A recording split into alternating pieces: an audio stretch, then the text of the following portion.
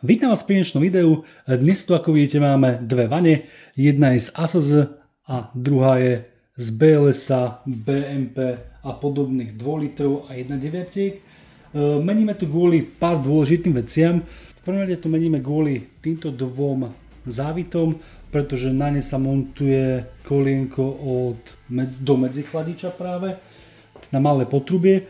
V tomto prípade to tak nie je a mohlo by nám to robiť aké také problémy. Teda meníme to kvôli tomu.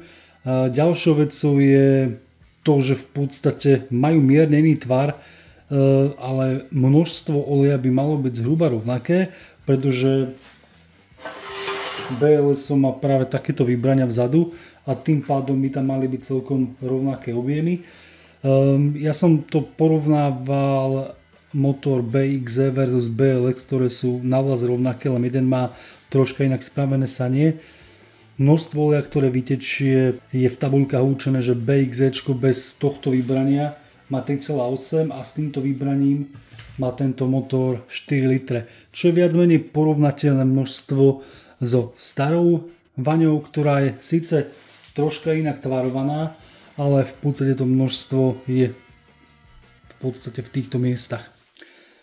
Jeden rozdiel by bol asi len ten, že ten tvar je troška iný. Tu sa mohli s tým troška viacej vyhrať, pretože tu už je to koleso olejového čerpadla menšie voči tomuto a práve preto má táto olejová vaňa troška väčší tvar, alebo je troška vyššia, môže byť troška vyššia. V našom prípade to tak nie je a keď sa pozrieme sem, vidíme, že to koleso je vlastne súmerne s čerpadlom a tým pádom tá vaňa môže byť nižšia.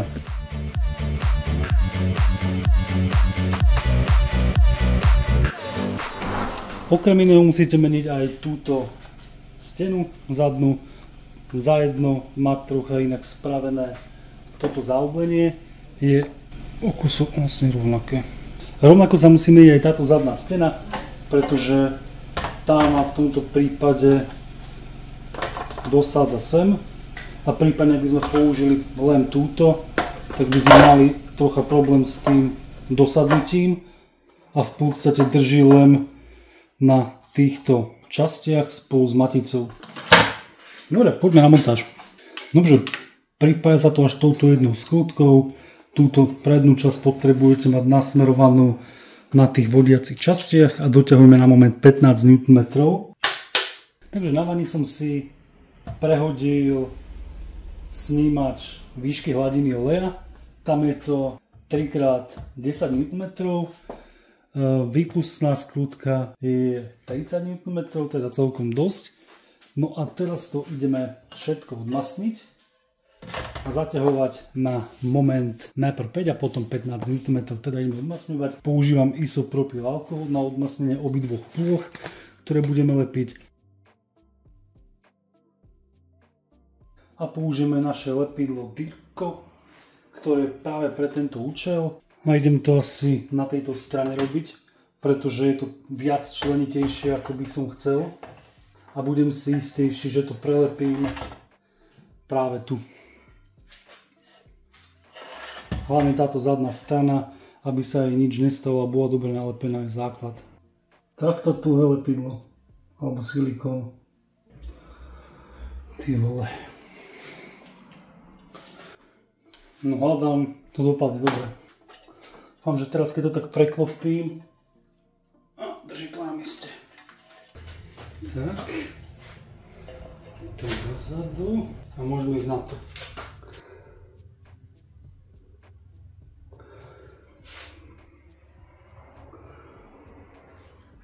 Tak, dobre.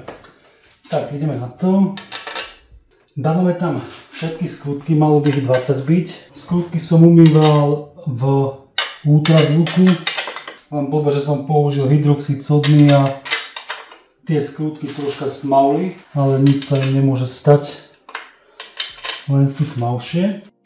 Tak najprv si v momente, ak nastavíme na 5 Nm, ale dovtedy je ešte čas, pretože ich potrebujeme najprv zatočiť. Len tak na dotyk dajme tomu.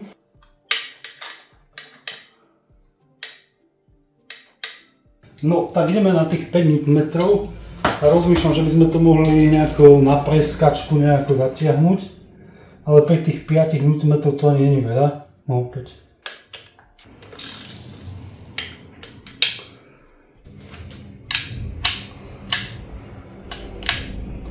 Ja si myslím, že... Čo tam je jeden.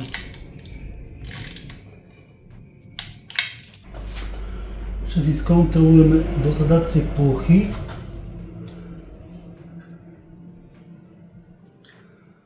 Motora od prevodovku, aby sme to mali viac menej zároveň. Ja si myslím, že aj je. No dobre, že to budeme aj tak utierať, pretože nám prišiel hlavný uťahovací moment a tým je 15 Nm. Ten je dosť poriadny.